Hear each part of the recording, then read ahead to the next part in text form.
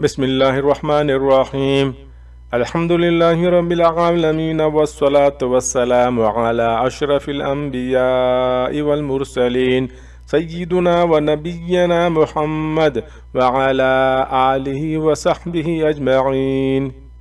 السلام علیکم ورحمۃ اللہ وبرکاتہ۔ ناظرین، پیش خدمت ہے کتاب الاوائل، یعنی سب سے پہلے، دی فرسٹ۔ کتاب الاوائل میں آج ہم یہاں پڑھیں گے سب سے پہلے ہونے والے سوال۔ جو بھی حدیث کے ریفرنسز ہیں میں نیچے ڈسکرپشن میں دے دوں گا، برائے مہربانی آپ وہاں سے لے لیں۔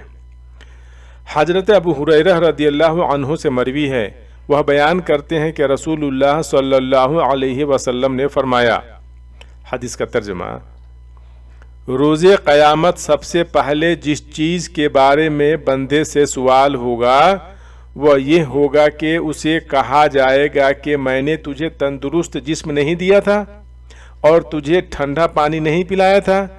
یعنی روز قیامت سب سے پہلے بندے سے جس چیز کے بارے میں پوچھ ہوگی وہ ہوگی تندرستی اور ٹھنڈا پانی سے متعلق۔